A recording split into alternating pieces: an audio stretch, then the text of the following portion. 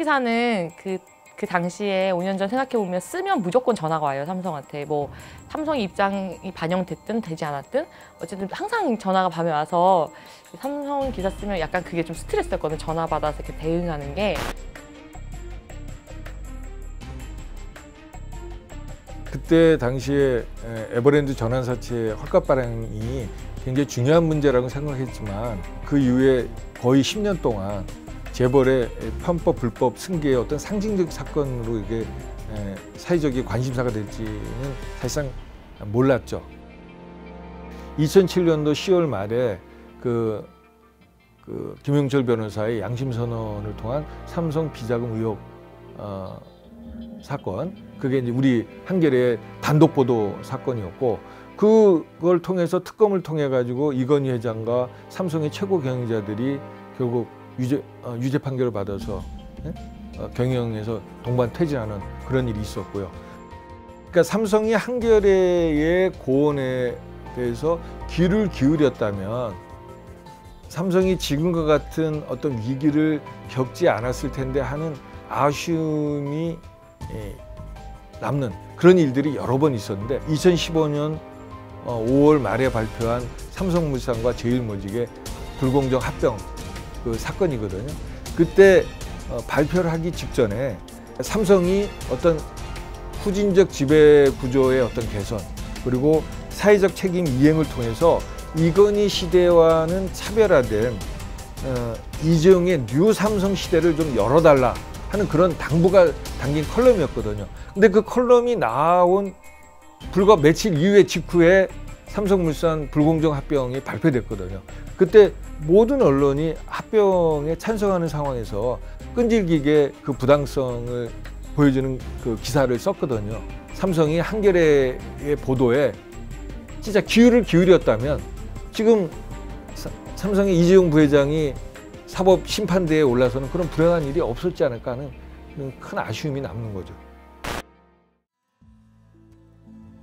저희가 취재하면서 제일 고민했던 거는 사회적 약자, 자기 권리를 찾고자 노력하는 사람들의 이야기에 훨씬 더 귀 기울이고 그분들의 이야기를 가감없이 지금까지 써왔다고 생각합니다.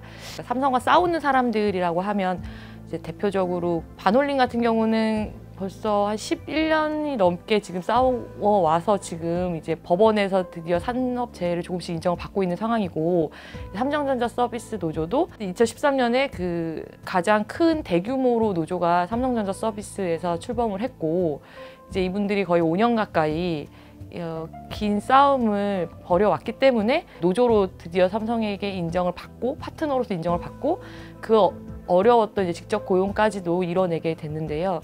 사실 삼성전자 서비스 노조나 반올림에 대해서 이제 긍정적인 이분들을 지지하고 긍정적으로 평가하는 기사가 1이라면 사실 나머지 90%는 모두 이제 떼쓰기나 뭐 이렇게 이데올로기적인 그런 이념론에 입각해서 비난하는 것들이 굉장히 많았었거든요. 대다수 언론이 그 재벌의 광고 때문에 그 사실상 국민들로부터 재벌의 나팔수 노릇을 한다는 그런 지적을 받고 있지만, 한겨레는 상관 정신에 따라서 자본 권력으로부터 독립된 그런 언론의 길을 걷는 것에 대해서 우리 구성원들이나 또 외부의 독자들이나 큰 자부심을 갖지만 사실 그 대가도 굉장히 컸어요.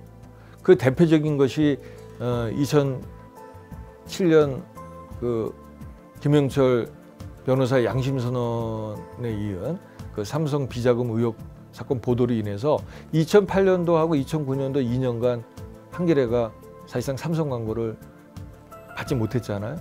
그리고 지난 국정농단 사건으로 인해서 2006년도 말부터 지금까지 삼성이 광고를 대폭 줄이면서 사실상 삼성 광고를 받지 못하는 사태가 지금 이어지고 있고요.